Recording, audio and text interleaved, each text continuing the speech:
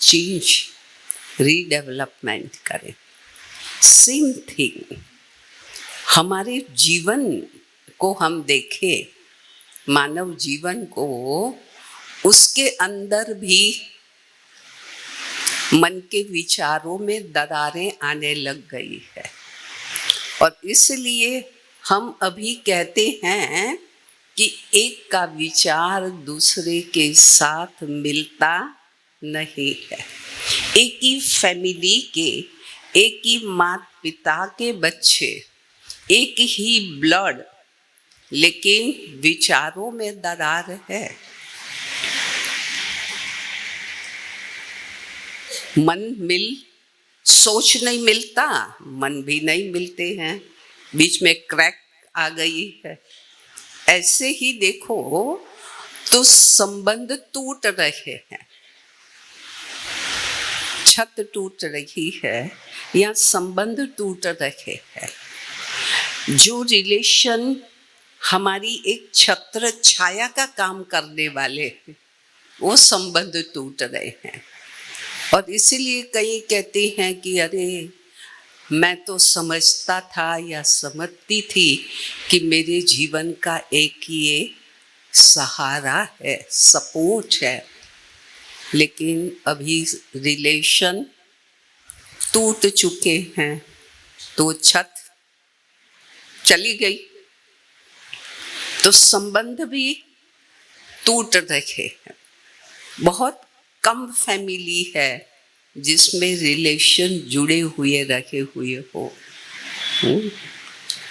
तो जीवन में भी टूट फूट हो रही है, हमारे जीवन में लीकेज भी है। बाबा कई बार कहते हैं चेक करो कि बाबा इतना सारा ज्ञान रोज हम बच्चों को दे रखे हैं, हमारे इस मटके को भर रहे हैं, लेकिन लीकेज है कहाँ न कहाँ। कुछ ज्ञान की बातें रहती हैं, कुछ विस्मृत हो जाती है, तो लीकेज भी है जीवन में। समय प्रति समय देखो मकान हिलता है, समय प्रति समय मानव की मन की अवस्था, स्थिति, वो भी क्या होती है, हिलने लग गई है। कहते हैं कि आपने ये बात कही, मेरे मन में हलचल पैदा हो गई, हिलने लग गए। मन हिलने से हाथ पैर भी, कहते हैं ऐसी बात कही, जमीन से पैर ही मेरे, तो पैर से जैसे जमीन मेरी खिसक गई, कांपने लग गए। तो मानसिक स्थिति में कंपन शुरू हो जाता है। तो जैसे वो मकान में हो रहा है, हमारे जीवन में कुछ घटनाएं उन्हीं के समान घट रही है। लेकिन मैंने देखा है कि कई बार वो पुराने चीज़ों से ऐसी प्रीत हो जाती है जिसको छोड़ना पसंद नहीं आता है। मकान की ही बात नहीं, कुछ ड्रेस भी, वस्त्र भी ऐसे होते, इतने पसंद आ गए होते हैं, इतने पुराने हो गए, लेकिन कहते नहीं मुझे तो यही पसंद है। चाहे जूते हो, कुछ ऐसे पसंद आ जाते हैं कि कितने पुराने हो जाएं, छोड़ने को मन नहीं करता है। ऐसे स्थान भी पुराना हो जाए लेकिन छोड़ने को मन नहीं करता। एक एग्जाम्पल बताऊं कि एक जगह पर सेवा केंद्र का स्थान लिया, तो वो मालिक बता रहा था कि मैंने इसलिए ये स्थान लिया कि मेरा परिवार बहुत बड़े मकान में रखे, मेरे माँ बाप भी बहुत अच्छे से रहें, लेकिन कहते हैं कि मैंने इस आशा से लिया, उस उम्मीद से लेकिन मेरी माँ यहाँ आने को तैयार नहीं है। वर्षों से वो वहाँ रही हुई है ना, वो पड़ोस और वो दुकानदार, वो मित्रता इतने वर्षों की बनी हुई है। तो वो मकान बहुत पुराना हो गया है, अभी तो नया अच्छा लिया है, लेकिन कहते मैं रहने नहीं आऊंगी। पुरानों से प्रीत सेम हमारे जीवन में है। द्वापर युग से जो कलयुग तक के हमारे संस्कार हैं वो पुराने हैं और यूज करने जैसे है नहीं वो संस्कार, लेकिन उन संस्कारों को हम भी छोड़ने के लिए तैयार नहीं होते हैं। कई बार बाबा ये कहते हैं कि बच्चे क्रोध छोड़ दो, फिर कहते हैं कि बाबा वो तो छोड़ देंगे लेकिन थोड़ा रौब तो रखना पड़ेगा। रौब नहीं दिखाएंगे तो काम कैसे चलेगा? थोड़ा जोश तो दिखाना पड़ेगा, थोड़ी आंखें तो दिखानी पड़ेगी। हम भी छोड़ने को तैयार नहीं होते हैं, हालांकि समझते हैं कि उससे नुकसान भी है, खुद को भी दूसरों को भी। लेकिन ये पुराने मकान को नहीं छोड़ते, हम पुराने संस्कारों को छोड़ने के लिए तैयार नहीं होते हैं। लेकिन अब बॉम्बे में सब पुराने मकान को छोड़ने को तैयार हो गए हैं, और उसका एक कारण है कि तुझ करके एक तो नया मिलेगा, अभी रहने जैसा है नहीं, तकलीफ है। नया मिलेगा और जो एरिया है उनका, उनसे क्या होता है, बढ़ करके मिल रहा है, बड़ा होके मिल रहा है। तो पुराने को छोड़ने की फिर खुशी है, पहले नहीं थी, अभी है, क्योंकि नया मिल रहा है, बड़ा मिल रहा है और हाइट पर मिल रहा है ना। पहले जमीन पर था, अभी तो इतने मंजिल, कुछ मंजिल तक तो पार्किंग होती है। फर्स्ट फ्लोर शुरू ही होता है चौथे पांचवें मंजिल से, तो हाइट पर रहने को मिलता है। तो फिर तैयारी है कि रीडेवलपमेंट भले हो, हमारे जीवन में भी वो बात है। अभी ये जीवन से विश्व की हर आत्मा परेशान, तंग है। कभी न कभी तो हर एक को ये सोच आता है कि यहाँ जी करके क्या करे, क्या इस विश्व में जीने जैसा है। और उसमें हम सब ब्राह्मण तो इंतजार में है कि पुरानी दुनिया कब खत्म हो और क्या हो, नई दुनिया है। क्योंकि ये पुरानी दुनिया से सतयुग दुनिया में बहुत सारे बेनिफिट है, बहुत सारे फायदे हैं, है ना। बाबा कहते हैं यहाँ पुरानी दुनिया में तो रोग हैं, ये डॉक्टर बैठे हैं ना। पुरानी दुनिया में इस शरीर रूपी मकान में भी कितनी टूट फूट, काटना, सिलाई करना, निकालना, डालना, कितना काम करते हैं ये शरीर रूपी मकान। तो ये शरीर भी तो रहने जैसा है नहीं, इस शरीर को रहने का मकान वो भी पुराना हुआ है, संस्कार पुराने हो गए हैं, वो भी दुखदायी हो गए हैं। तो हर कुछ पुराना हुआ है। तो समझते हैं कि नई दुनिया सतयुग में तो कोई रोग ही नहीं, कोई कोर्ट नहीं, कोई कचहरियाँ नहीं, है? गंदगी नहीं, हर कोई सुखी, किसी को भी किसी भी चीज की कमी वहाँ पर नहीं हो गई। अभी थोड़े दिन पहले की मुरली में बाबा ने कहा, ऐसा नहीं कि राजा की आयु बड़ी होगी और प्रजा की कम होगी, ऐसे भी नहीं, वो चिंता भी नहीं करो। सत्युगी दुनिया के अंदर राजा की जो आयु होगी उतनी ही प्रजा की भी आयु होगी। भाव ये है कि हर प्रकार का सुख, सर्व सुख और लंबे अरसे तक का सुख। कई बार बहुत अच्छी टेस्टी टोली हो, लेकिन बहन ने छोटा सा पीस दिया तो होता है कि अरे इतने से पीस में तो क्या होगा, मुंह पूरा ही मीठा नहीं हुआ, ज्यादा मिले तो अच्छा, ऐसा होता है ना। ऐसे यहाँ पर कलयुगी दुनिया के अल्पकाल का सुख, जो अनुभूति हुई और भाग गई, ऐसा ही है यहाँ का सुख।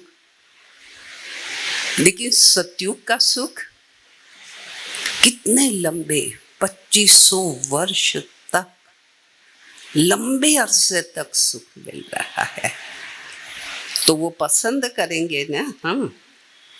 हाँ, दुख होता है, जिस मकान में रखे हुए हो वो हमारी नजरों के सामने तोड़ रहे हैं, तकलीफ थोड़ी होती है, लेकिन अंदर में ये होता है कि ये मेरी अच्छाई के लिए, मेरे भले के लिए, मुझे आज सुख देने के लिए ये तोड़ रहे हैं और बना रखे हैं। तो उस दुख के अंदर सुख समाया हुआ रहता है। इसीलिए बाबा कहते हैं कि इस पुरानी दुनिया का विनाश होगा, लेकिन आपकी स्थिति कैसी होगी? मिर्वा मौत मलो का शिकार। वो दर्द में भी आपको सुख की अनुभूति होगी कि विनाश किसके लिए? हमारे स्वर्ग के लिए है, हमारे लिए परिवर्तन के लिए ये है विनाश। तो दुनिया टूटेगी, फूटेगी, डूबेगी, लेकिन हमें तो खुशी होगी क्योंकि नया बन रहा है। ऐसे ही बॉडी में भी देखिए, इस शरीर के मकान को कई चीज़ों के ऑपरेशन, घुटनों के, कमर के, जॉइंट के, ना बहुत सारे, किडनी के, हार्ट के, लीवर के, कितने ऑपरेशन होते हैं। अभी ऑपरेशन के पहले डॉक्टर बहुत डिटेल्स बताता है कि आपके शरीर में हम क्या काम करने वाले हैं, अवगत कराता है पहले। और हमको खुद को पता है कि हमारी बॉडी को ये काटेंगे, ये पार्ट्स निकालेंगे, ये आर्टिफिशियल चीज डालेंगे, सिलाई होगी, पता होता है कि नहीं। लेकिन हम बहुत खुशी खुशी से सरेंडर हो जाते कि नहीं डॉक्टर के पास, सब कुछ जानते हुए सरेंडर हो जाते हैं। पहले दर्द था ही, वो दर्द को मिटाने के लिए ये दर्द है। ऑपरेशन में दर्द तो होता है कि नहीं होता?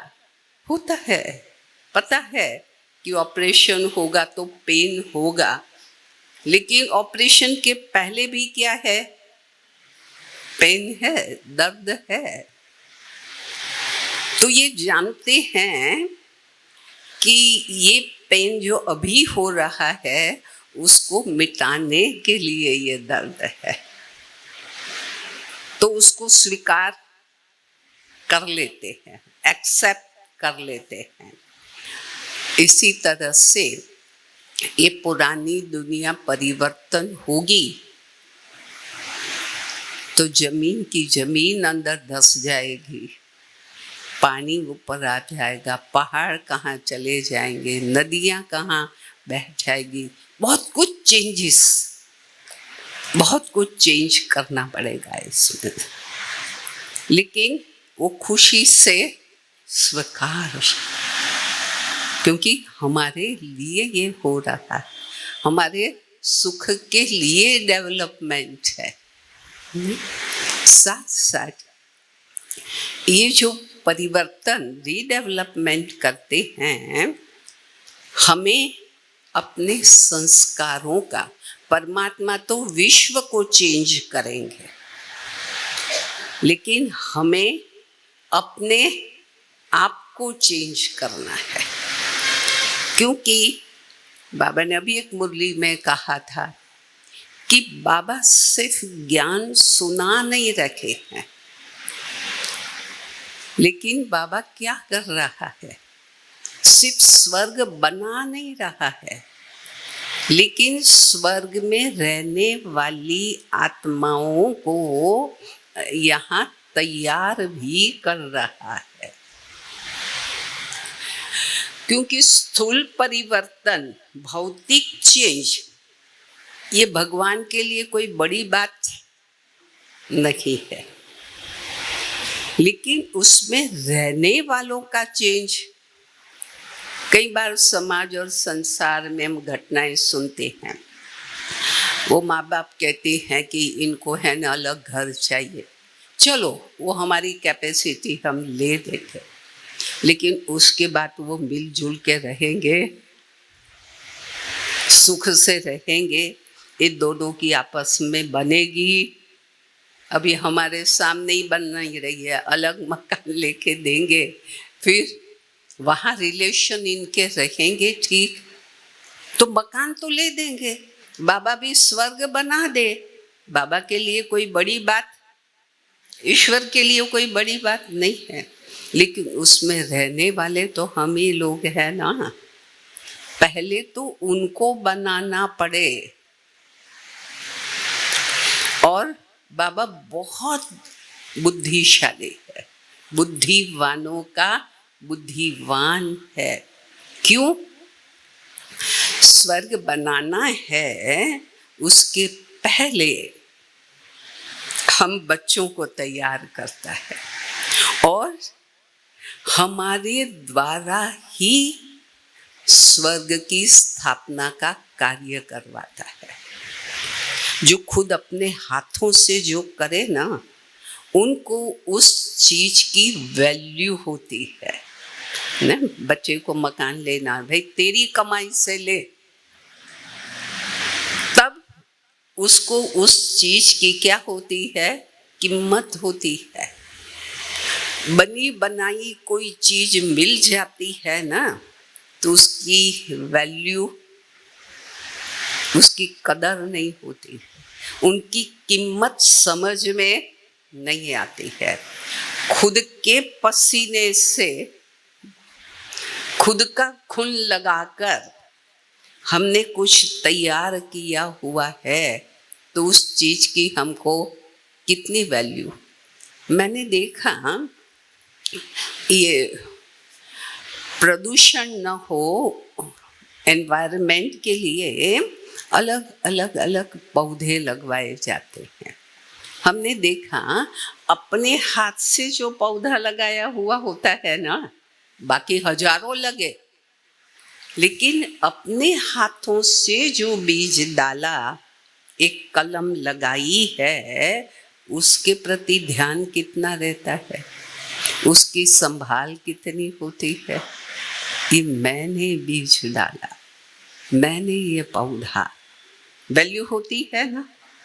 दूसरे ने बोया तो ठीक है। तो बाबा इसीलिए खुद बनाने में कैपेबल है, उसको किसी की जरूरत नहीं है, कोई की जरूरत नहीं। हम न समझे कि हम भगवान पर मेहरबानी कर रहे हैं, कोई उपकार कर रहे हैं, उनको कोई जरूरत नहीं है, लेकिन हमारी फिक्र उनको है। इसलिए मैं हमेशा कहती हूँ, हमारे भाग्य को बनाने की फिक्र, चिंता जितनी हमको नहीं है, उससे अधिक बाबा को है।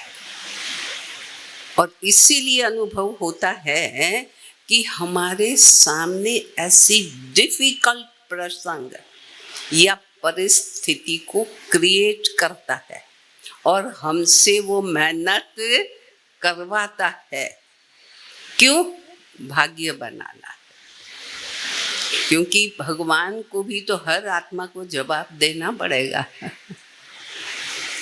इसने इतना किया, उसको मिला, इसने क्या किया, तो मेहनत करवा लेगा, फिर देगा, क्योंकि उनको जवाब देने में ठीक रहेगा कि इसको इतना मिला है, उसका कारण है कि उसका पुरुषार्थ देखो। इस परिस्थिति में उसने अपनी स्थिति, अपने संस्कारों को मैनेज कर रखा था। हम लोग तो सहज भाव से कह देते हैं, मुरली में भी आता है कि मैं गुस्सा नहीं कर रही थी, उन्होंने गुस्सा दिलवाया, उन्होंने गुस्सा करवाया। बोलते हैं ना ऐसे। हम उस परिस्थिति में हम अपने आप को स्टेबल मैनेज, अपनी मन की स्थिति को मैनेज कर पाए। मैनेजर बनने का शौक तो किसको नहीं है, घर का मैनेजर है ना, अपने डिस्पेंसरी का, कारखाना, फैक्ट्री, खेती में भी मैनेज करना, तो सबको मैनेजर बनना अच्छा लगता। अपने मन के मैनेजर बनने का भी शौक रखना चाहिए कि हम मन को मैनेज करके रखें। नहीं, तुरंत हम कह देते हैं ऐसी परिस्थिति थी इसलिए ऐसे हुआ।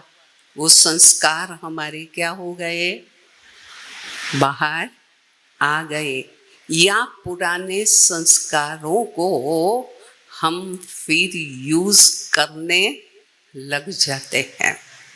तो इन संस्कारों को बदलना कितना आवश्यक है, क्योंकि संस्कार बदलेंगे तो हम सब जानते हैं संसार बदलेगा। एक परिवार में भी व्यक्ति के रहने वाले संस्कारों के आधार पर वो घर का वातावरण, वायुमंडल, खुशी, शांति, ये मेंटेन एक परिवार की भी कैसे होती, उनके संस्कारों के आधार पर। क्योंकि रहने वालों के विचार वहाँ रह रहे हैं, उनकी वाणी, रहने वालों के कर्म, वो उस स्थान के वातावरण को बनाते हैं। एक बार इस सेंटर पर डॉक्टर आए। आपको पता है कि बॉम्बे में फ्लैट सिस्टम है, इंडिपेंडेंट मकान नहीं होते। एक दीवार होती है, यहाँ रह रहे हैं दूसरे, इस दीवार के इस तरफ फ्लैट में दूसरे। तो अपना सेंटर है, उसके बाजू में ही कोई उनके रिलेशन में था, उनको मिल करके फिर देखा कि यहाँ सेंटर है, चलो बहनें तो हमेशा निमंत्रण देती हैं। तो वो डॉक्टर वहाँ से यहाँ आए। यहाँ आके जैसे ही बैठे, कहने लगा, बहन सिर्फ एक ईंट की दीवार है इधर, और मैं जहाँ जाके आया उधर, लेकिन यहाँ के वातावरण में, यहाँ के वाइब्रेशन, कितने डिफरेंस, जमीन और आसमान का डिफरेंस उनको लगा। किस लिए? हम ही क्रिएट करने वाले हैं ना, हमारे संस्कारों से ही तो संसार बनने वाला है। इसलिए भट्ठी में आज बैठे हैं, कुछ सेकंड भी अपने आप को झांक करके देखे, मेरे जीवन में ऐसा कौन से संस्कार हैं जो मुझे आगे बढ़ने में बाधा रूप है, या ऐसे कौन से संस्कार मेरी लाइफ में हैं कि जो औरों के लिए दुख करता है। ऐसी कौन सी हैबिट है स्वभाव में, मेरे नेचर में, मेरी आदत में, कौन सी ऐसी चीज जो पुरुषार्थ में अवरोधक है। आज टाइम मिले तो आज शांत मन से एक दिन की भी मेरी दिनचर्या को, वो पिक्चर को सामने ले आओ। सुबह से रात्रि तक हम भी तो एक्टिंग तो करते ही हैं ना, करते हैं या नहीं एक्टिंग? सारी एक्टिंग ले आओ सामने, तो उसमें कहाँ डिफेक्ट थी उसका है ना पता चले। करते हैं तब डिफेक्ट का पता नहीं चलता है, उसको अलग हो करके अपनी एक्टिंग को देखो ना तो पता चलता है हाँ यहाँ गड़बड़ की है। सभी अपना फोटो निकलवाते हैं कि नहीं? निकलवाने के बाद तुरंत स्क्रीन पर जरा मेरे को दिखाओ ना कैसा आया मेरा फोटो। नहीं नहीं, हाँ ठीक नहीं आया, डिलीट करो, डिलीट करो, उसको निकाल दो। मैं थोड़ा और ढंग से बैठूं, खड़ी रहूं, हाँ अब ठीक है, उसको रखो, नहीं तो उसको डिलीट करो, कहते हैं ना ऐसे। तो हमारी सारे दिनचर्या की एक्टिंग हम अलग हो करके, बाबा कहते साक्षी दृष्टा हो करके उससे अलग हो जाओ और देखो, तभी रियल हमें पता चलेगा अपने संस्कारों का, नेचर का, हैबिट का। और बाबा ने परिवर्तन के लिए कई युक्तियां हमें बताई है। एक एग्जाम्पल लेते हैं, समझो कि हमारे में ईर्ष्या का संस्कार है। ईर्ष्या होती है ना, परिवार में भी होती है, हर फील्ड के अंदर, कोई भी फील्ड हो उसमें ईर्ष्या आती है। अब वो मेरे अंदर है। एक बार मैंने देखा कि ईर्ष्या का कारण क्या है, कोई जड़ तो है, क्यों ईर्ष्या उत्पन्न होती है?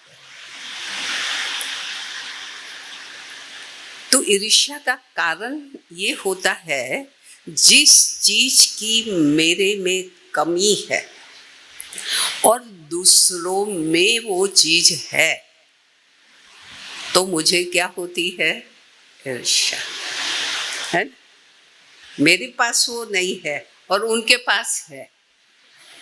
स्थूल चीजों में देख लो, चाहे मकान, गाड़ी, वस्त्र, कुछ भी ले लो, मेरे पास नहीं है और उनके पास है, या मेरे पास है उससे बढ़कर के उनके पास है, तब ईर्ष्या होती है।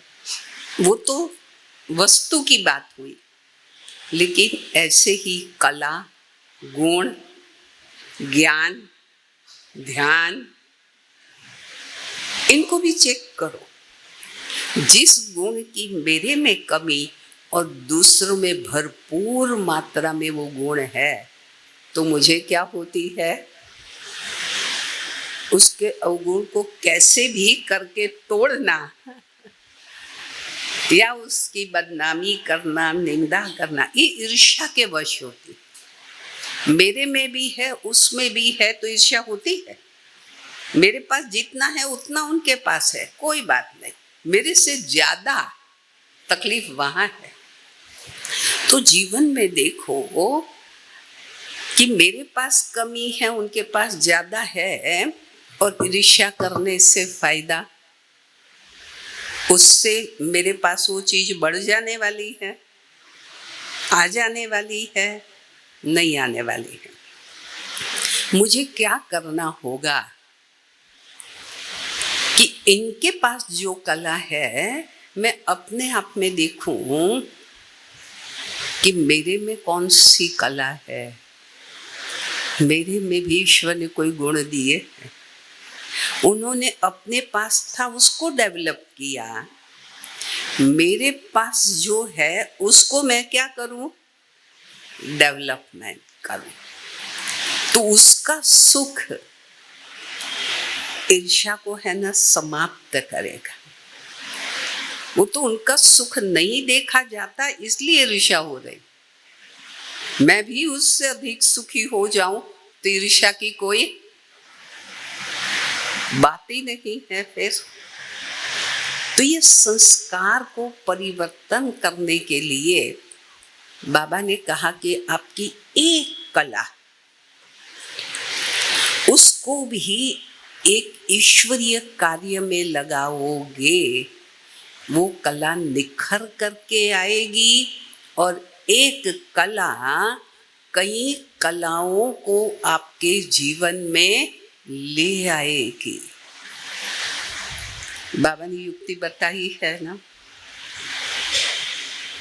संस्कार को, ईर्ष्या के संस्कार को चेंज करने की विधि बाबा ने बताई है। ज्ञान से तो हर चीज का उपाय, इलाज बाबा ने बताया है, लेकिन उसके साथ साथ संस्कार परिवर्तन के लिए संघ का बहुत बड़ा रोल है। मेरा संग कैसी आत्माओं के साथ है,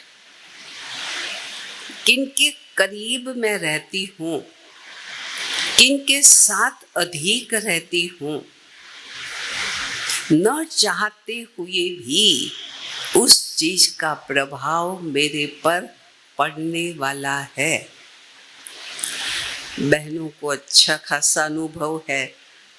अब मिर्ची, 1 किलो मिर्ची आपने तोड़ी, खाई नहीं, सिर्फ आपने क्या किया, उसको तोड़ा। अभी उसकी तिखास आपको महसूस होती है। हाथ कितने समय तक उसका इफेक्ट, इस चमड़ी पर कितना समय उसका इफेक्ट रहता है। आप ऐसे लाओगे तो तीखी तीखी स्मेल है, हाथ धो लिए हैं लेकिन फिर भी आ रही है वो स्मेल। अर्थात सोचिए सानिध्य और संग कितना इफेक्ट कर रहा है। ऐसे ही हम अपने जीवन के अंदर, लक्ष्य ऊंचा है, हमारा पुरुषार्थ हमें अच्छा करना है, सद्गुणों को हमारे जीवन में सुसंस्कारी बनना है, ऐसी आत्माओं के संग में रहो, उनका सानिध्य रखो। बाबा हमें योग लगाने के लिए क्यों कहता है? योग क्या चीज है? आत्मा के, परमात्मा के साथ का संग, यही तो योग है। और कहते हैं निरंतर योगी बनो, योग का चार्ट बढ़ाओ। इसके पीछे उद्देश्य कौन सा है?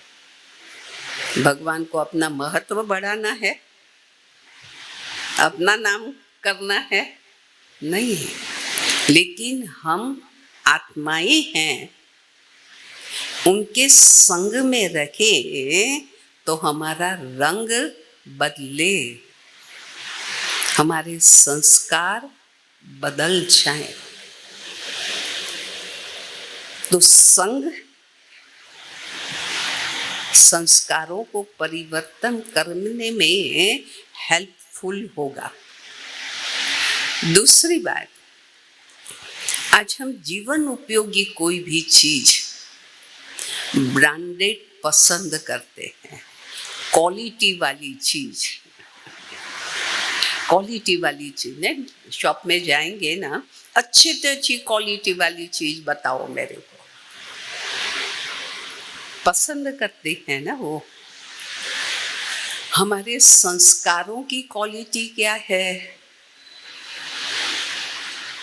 मेरे विचारों की, संकल्पों की क्वालिटी,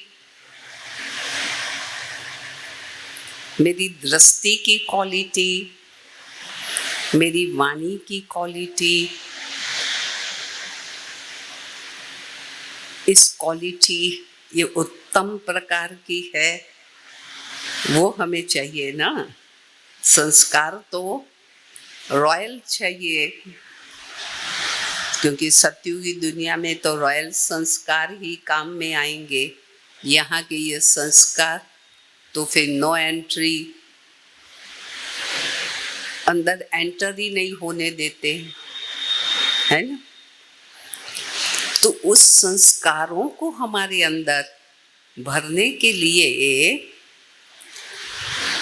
योग की, ईश्वरीय संग भी चाहिए, परिवार का भी अच्छा संग प्लस ईश्वर का भी संग चाहिए।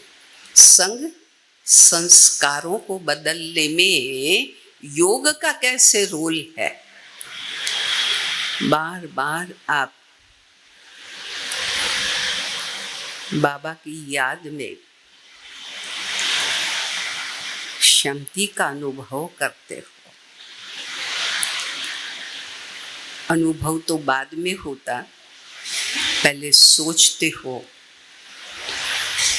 आज ही मैं पढ़ रही थी तो बाबा ने उसमें कहा कि एक है सोचना और दूसरा है स्वरूप बनना। हम बार बार ये तो सोच लेते हैं कि मैं आत्मा हूँ। बाबा 10 बार मैंने सोचा कि मैं आत्मा हूँ, मैं आत्मा शांत स्वरूप हूँ। ये सोच में है, लेकिन रूप में है, रूप में वो मेरे स्वरूप में, मेरे चेहरे से क्या वो पीस, शांति के वाइब्रेशन, प्रकंपन वो आ रहे हैं। कई बार आप सब ने अपने ब्राह्मण परिवार में भी अनुभव किया होगा। ओम शांति सब बोलते हैं ना एक दूसरे को, लेकिन हर समय की ओम शांति अलग अलग होती है। कईयों की ओम शांति अशांति ले आती है, ऐसे भी होती है या नहीं। कहीं कहते ओम शांति, कहते हैं मैं ओम शांति बोलूं तो भी इनको अच्छा नहीं लगता है। अरे लेकिन बोला कैसे, डिपेंड्स तो उस पर है ना। ओम शांति के कितने तरीके हैं कहने के। एक है सिर्फ शब्दों में है ओम शांति, और एक है ओम शांति, चेहरे पर वो भाव आए, रूप में वो चीज दिखाई दे। ओम शांति बाद में बोले, लेकिन पहले हमारा शांत चेहरा ही इम्पैक्ट डाले, और फिर हम कहेंगे ओम शांति। प्रसन्नता भी तो चाहिए कि नहीं। शांति सुख देती है। अभी हम नाराज होके ओम शांति मुंह बिगाड़ के बोल रहे हैं, क्योंकि अभी सामने आए हैं ब्रह्मा कुमार कुमारी हैं, हमारी प्रथा है ओम शांति बोलने की, इसलिए मैं बोलूं, लेकिन चेहरे पर नाराजगी है, मूड ऑफ है, और बोल रही हैं शब्दों में ओम शांति। इसलिए बाबा ने कहा सुनना, दूसरा है स्वरूप बनना, और स्वरूप बनते बनते उस अनुभव के अंदर चले जाना और उस अनुभूति में गए,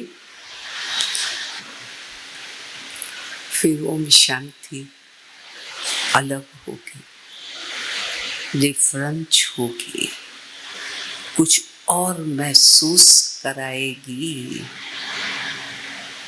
फर्क होगा ना उसमें। तो ये है संस्कार परिवर्तन की विधि है। इसलिए बाबा कहते हैं बार बार आप बाबा की याद में प्रेम का अनुभव करो, शक्तियों का अनुभव करो।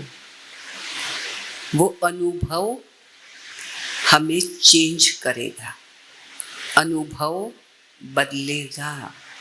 आज आप सब भी यहाँ पर बैठे हो, समय निकाल के सालों से आ रहे हो, कुछ मिला है तो आ रहे हो। आज प्राप्ति के बिना कोई एक कदम भी उठाता नहीं है, मिलता है, पाया है। उस प्राप्ति को निरंतर बाबा कहते हैं उन संस्कारों को अपनी नेचर ही बना लो। इसलिए कई बार मैं कहती हूँ कि देखना है कि जो संस्कार हैं पहले के, द्वापर के, वो मुझे वार कर रहे हैं कि मेरे पर सवारी हो रही है। सवार, वार करना अलग है और सवार होना अलग है। दुश्मन ने वार किया, अलग चीज है। और सवार, घोड़े सवार होता है, बैल गाड़ी चलाने वाला वो सवारी करता है, शक्तियों की शेर पर सवारी।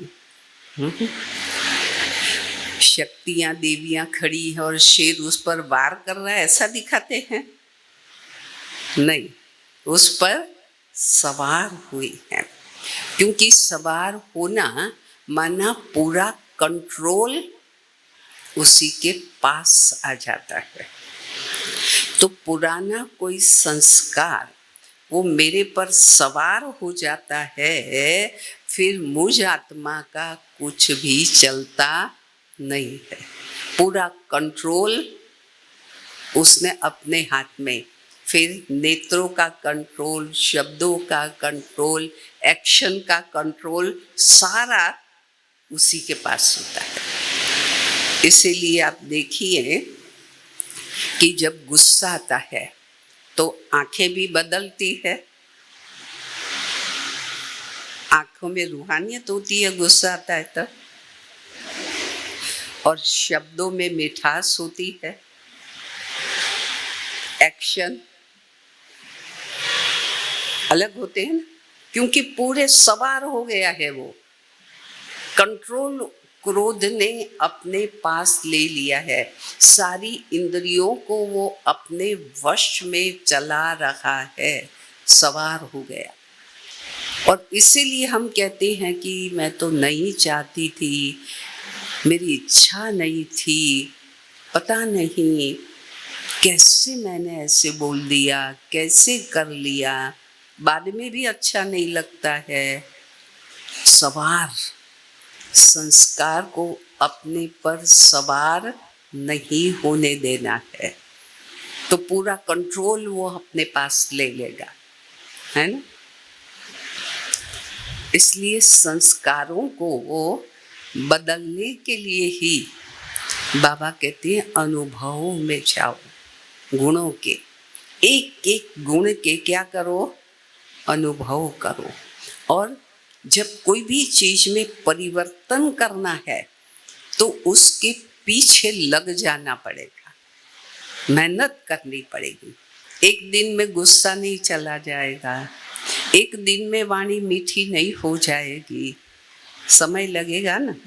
मैं कई बार एग्जाम्पल देती हूँ कि एक दीवार के अंदर एक कील लगानी होती है, तो वो ड्रिल मशीन एक बार 1 सेकंड चलाया अंदर जाएगी किल, कंसंट्रेशन, और एक ही जगह पर होल्ड करना पड़ता है, उसके बाद ही जाएगी। ऐसे कई बार मैं खुद अपने संस्कार, शब्दों के परिवर्तन का भी संस्कार, उसका मैं खुद अपना एग्जाम्पल देती हूँ। मैं तब कांदीवली में थी, एक एडवोकेट भाई कोर्स करने के लिए आते थे, मातृभाषा गुजराती, मैं कोर्स करा रही थी, तो एक शब्द आया, मैंने कहा ताकत, तो कोर्स पूरा हो गया। फिर वो एडवोकेट भाई कहते मैं एक बात करूं, मैंने कहा बताओ, कहते आपने ताकत बोला, हिंदी के अंदर ताकत कहा जाता है, ताकत कहना चाहिए, ताकत नहीं। मैंने कहा थैंक यू, आपने ध्यान खिंचवाया मेरा। अभी वर्षों की आदत बचपन की, तो जब मुरली पढ़ूं तो भी ताकत ही आ जाती थी, फिर अटेंशन देती थी, फिर किससे बात करूं, वो शब्द प्रयोग करूं तो ताकत ही आ जाता था। अटेंशन देते देते देते फिर, इसलिए मेरे एक्सपीरियंस में ये बात हमेशा सुनाती हूँ कि एक ही मात्रा का फर्क था, ज़्यादा नहीं, का कई करना था और कुछ ज़्यादा परिवर्तन नहीं था, लेकिन ताकत को ताकत करने में मेरी कितनी ताकत निकल गई वो मेरे से पूछो। कितना ध्यान देना पड़ा, कितना अटेंशन, जब जब वो शब्द भूल से बोल दूं तो फिर उसको करेक्ट करती थी कि ताकत नहीं, ताकत ताकत ताकत, मैं ताकत निकाल दी। तो मैं ये सोचने लगी अपने प्रति कि शब्द और एक मात्रा का परिवर्तन करने के पीछे जब इतनी मेहनत है, तो संस्कार को परिवर्तन करने के पीछे कितनी ताकत लगानी चाहिए, है ना? तब वो क्या होगा, तब वो बदली होगा, संस्कार तब बदलेंगे। कैसे? देखिए, अपने घर जब लेते हैं ना नया, तो उस पर लिखते हैं शुभ लाभ, लाभ पहले और शुभ बाद में लिखते हैं, कि पहले क्या लिखते हैं, शुभ, और फिर लिखते हैं लाभ, क्योंकि शुभ के बिना लाभ होता नहीं है। अभी दरवाजे पर तो लिख दिया, क्या लिखा, क्या लिखते हो, शुभ। अभी वो शुभ लिखने से घर में रहने वालों का शुभ हो जाएगा, लिख देने से तो सारी दीवारें ही भर दे, शुभ शुभ शुभ शुभ लिख डाले। नहीं, रहने वालों को शुभ सोचना पड़ेगा। बाबा हमेशा कहते हैं ना, शुभ भावना शुभ कामना, लिखने से कुछ नहीं होगा।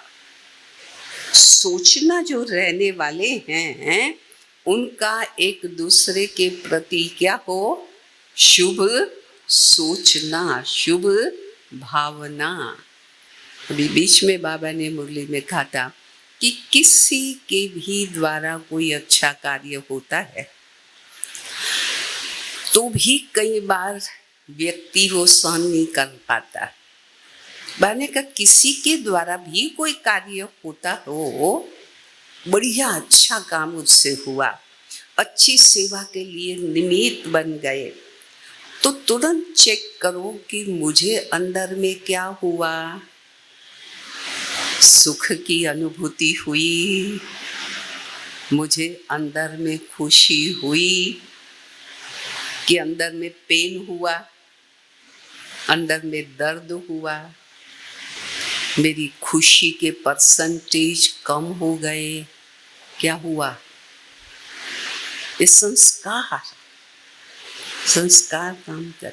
बाबा ने कहा किसी के भी द्वारा बाबा का कोई भी निमित्त बन जाए और उनसे वो कार्य हो तो आपको खुशी आंतरिक सुख की अनुभूति होनी चाहिए कि मेरे बाबा का, आज आपके परिवार के सदस्य हो, उसमें आपके बच्चे के एडमिशन की बात हो, किसी के थ्रू हो गई, तो आपको क्या होता है?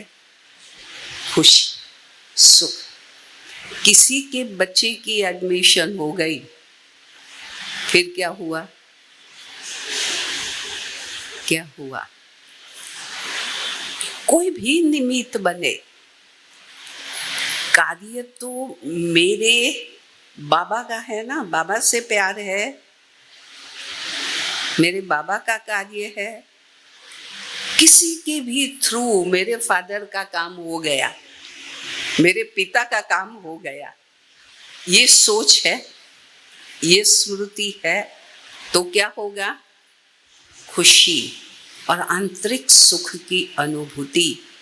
शब्दों में कॉन्ग्रेचुलेशंस भी कह देवे, बधाई दे दे, गिफ्ट दे दे, अंदर में पेन चालू,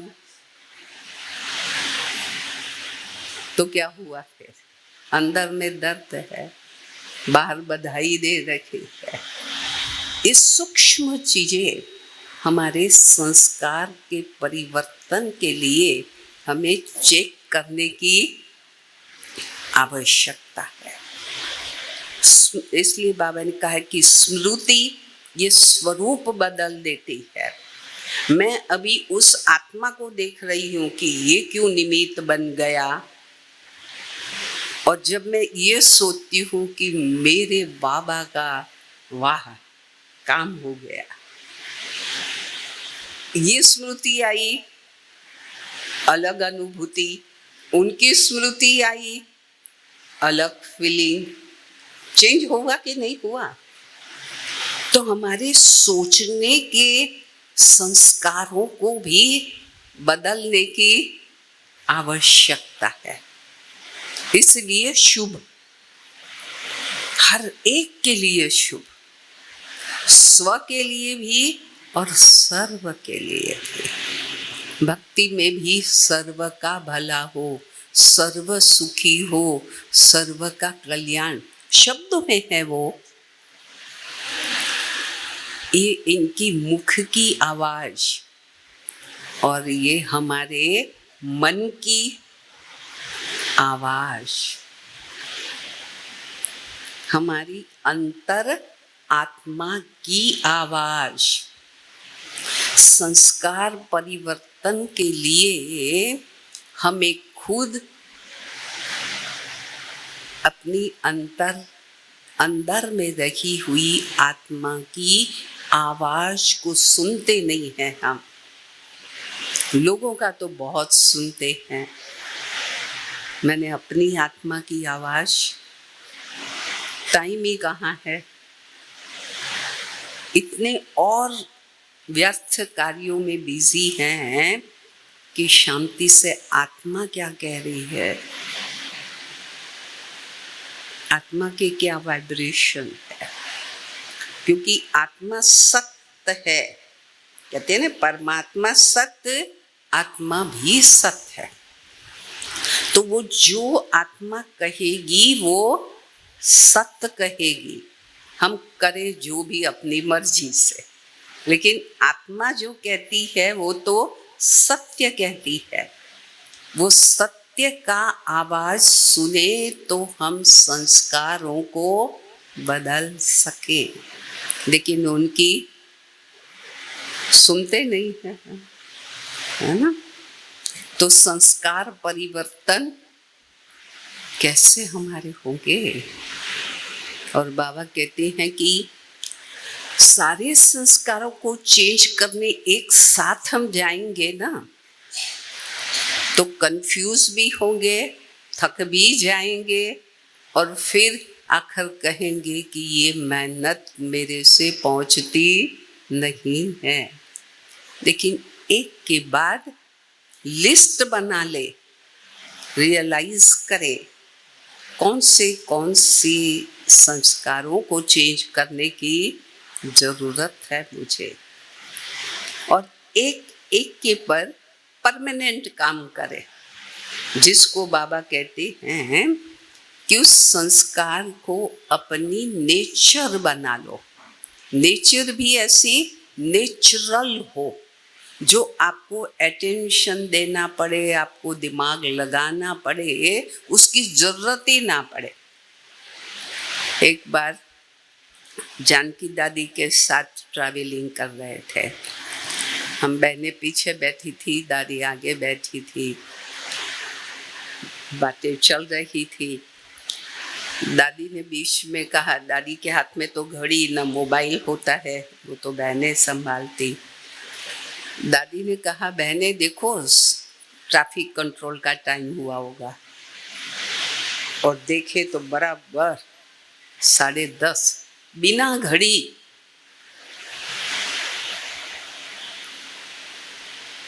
क्लिक। संस्कार। इसलिए दादी हमेशा कहती थी कि बहुत काल से कोई संस्कार वो आप करते रहे ना, संस्कार वो समय पर आपको वो क्रिया करने का संकल्प अपने आप में उठेगा, क्योंकि उतने बजे आप वही करते रहे, है ना। मैं हमेशा चाय का मिसाल देती हूँ। अब कई समय से आपका अपना चाय पीने का समय फिक्स होता है, तो मैं पूछती हूँ कि उतने बजे चाय पीने के लिए अलार्म बजे रखते हो? कितने बजे चाय पीने, जरा अलार्म रख दो। आपको चाय पीने की जैसे चेष्टा हुई ना, घड़ी देखना बराबर, क्योंकि सालों से इतने बजे पीते आ रहे। चाय पीने का सोच उठेगा और घड़ी मिलेगी। नेचुरल, नेचर बन गई। उतने बजे ट्रैफिक कंट्रोल का योग करने की नेचर बन गई। इसलिए नेचुरल याद हमको तो बजे तो हम योग में बैठे और वहां संकल्प उठे और घड़ी बोले कि 10:30 बजे है। ये संस्कार एक ही चीज को एक ही वक्त पर आप करते रहते हो तो आपके लिए वो स्वाभाविक हो जाता है। फिर मेहनत नहीं करनी पड़ती है। अभी सालों से अमृत वेले जो उठते हैं उनको पूछो, उतने बजे आंख है ना, ये ढक्कन ऐसे खुल जाते हैं, देखे तो बराबर उतना बजा हुआ, डिब्बी खुल जाती। नेचर बना लेंगे। फिर मेहनत, एक बारी मेहनत कर ली फिर छूट जाओगे। मेहनत से भी मुक्ति, विकारों से मुक्ति अलग चीज है, लेकिन पुरुषार्थ में भी तो मुक्ति पाए। नहीं तो कहते अंत तक लड़ते रहोगे तो चंद्रवंशी में। अंत तक मेहनत, अभी मेहनत से भी ऊपर उठो। नेचुरल, नेचर बना लो। अब देखना कहीं लौकिक में भी ऐसे लोग होते हैं जिनको धीरे से बोलने की आदत होती है, उनको फिर जोर से बोलने के लिए कहो तो डिफिकल्ट होता है, कहती इतना जोर से तो मैं बोल नहीं पाऊंगी। संस्कार ऐसे क्रोध न करने के संस्कार होते हैं ना, वो गुलजार दादी में मैंने देखा। दिल्ली गई थी, एक मेला था, तो बॉम्बे से हमको दादियों ने कहा कि आप 2-3 बहनें जाओ मेला देख के आओ, फिर बॉम्बे में करना है। तो हम गए थे वहाँ पर और फिर मेला देखा, फिर जाना था। गुलजार दादी साथ में थी। अब कार्य पूरा हुआ तो ढूंढ रहे थे वो ड्राइविंग करने वाले भाई को, वो मिल ही नहीं रहा था। वो कहाँ किसी काम में, कहाँ बात में वो बिजी हो गया होगा और वो दिखाई नहीं दे रहा था, आ नहीं रहा था।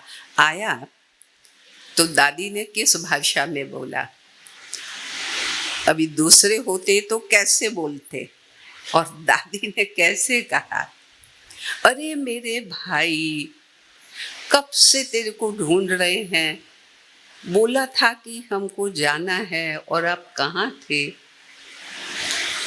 क्रोध में भी, शिक्षा में भी प्यार प्यार झलक रहा था, शीतलता, शांति का आभास हो रहा था।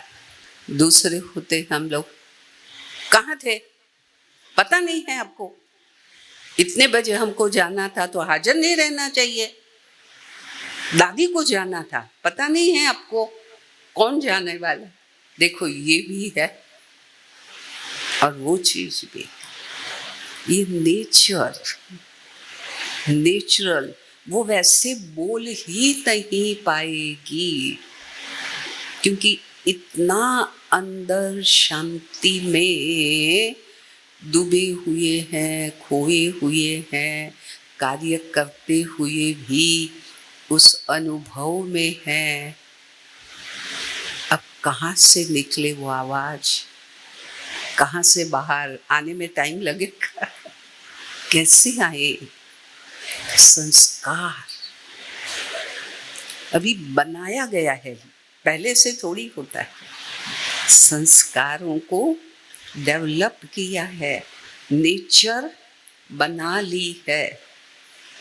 हमें भी एक एक चीज देखकर अपने संस्कारों को नेचर बना लेना है।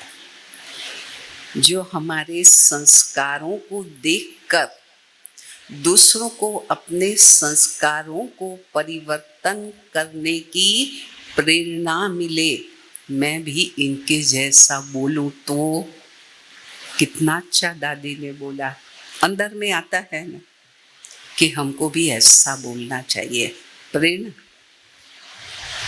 उन्होंने हमको नहीं कहा कि आप भी ऐसे बोलना, लेकिन हमको आया कि दादी देखो कैसे बोलती है, हमको भी वैसे बोलना चाहिए। हमारा परिवर्तन बिना कहे दूसरों को परिवर्तन होने की प्रेरणा देगा।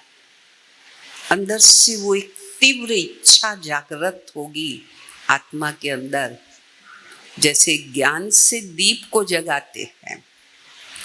श्रेष्ठ संस्कारों के प्रति आत्मा के अंदर प्रीत जगाना, ये भी एक दीप जगाना है ना। अच्छे संस्कारों को अंदर में लाने के लिए एक प्रेरणा मिले, ये अंदर जागृति है। इसलिए तो कहा जाता है कि हमारे कर्म वो दूसरों को शिक्षा देते हैं, समझ देते हैं, हमको जागृत करते हैं, जगाते हैं। और कर्मों का आधार हमारे संस्कार हैं। जैसे जिसके संस्कार वैसे उसके एक्शन, वैसे उसके कर्म। एक और उदाहरण भी देती हूँ कि सुरेंद्र नगर में भट्ठी कराने गई थी मैं, तो सेंटर इतना बड़ा नहीं था, तो सुरेंद्र नगर में रानी है वो क्लास में आती है, तो बहनों ने रहने का निवास स्थान हमको वहाँ दिया था। तो जब मैं आई और उनके घर पर गई, गेट के पर थी, रानी है खुद, लेकिन उसने सुगंधित वो गजरा बोलते हैं ना जो डालते हैं, वो लेके खड़ी थी।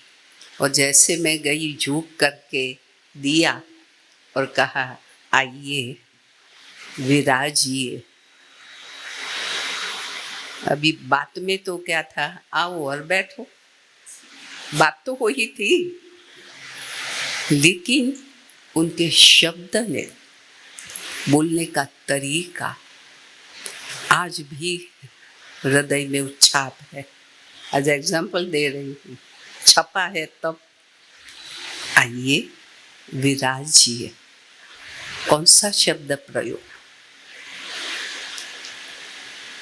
अब इनको भिन्न भिन्न तरीके से कहा जा सकता है, लेकिन आत्मा के जैसे, क्योंकि रानी है, रॉयल फैमिली की है, तो उसकी भाषा भी रॉयल।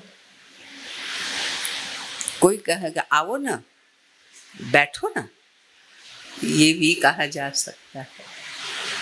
अरे ये सीट आपके लिए है, बैठो ना, बोला ना।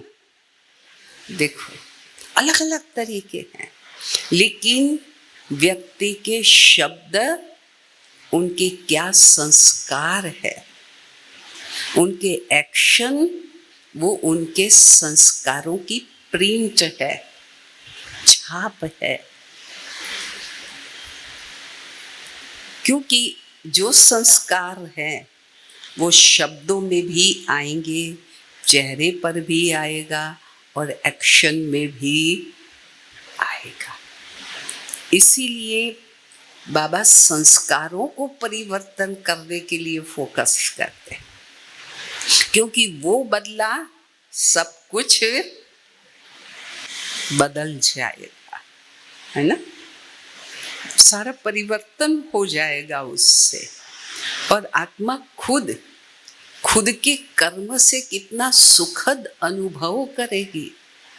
हम सब जानते हैं कि कभी किसी को ऊंचे शब्दों से कुछ और शब्द प्रयोग करके कुछ कह दिया, अंदर खुद को ही दर्द होता है, खुद को ही तकलीफ होती है। उसको तो होगी, लेकिन खुद को पेन, और ये सारे पेन हार्ट में ही होते हैं। कहाँ होते हैं? हार्ट में ना। किसी को कुछ हो जाता, यहाँ मेरे को पेन हो रहा, मैंने ऐसे बोला ना तो मेरे को यहाँ दर्द हो रहा है, हार्ट में ही तकलीफ होने लग जाती। और हार्ट को ही संभालने की जरूरत है। इसलिए संस्कार ऐसे नेचर और नेचुरल बना लेने हैं, रॉयल बना लेने हैं, क्योंकि रॉयल फैमिली में जाना है हमें। और रॉयल संस्कार सबको सुख, रॉयल फैमिली क्या कहते हैं, राजा सुखदाता होता है, सबको सुख देता है। मेरे संस्कार सबको सुख देने वाले संस्कार हैं, कि मेरे कोई संस्कार ऐसे हैं जो किसी को दर्द देने वाले हैं।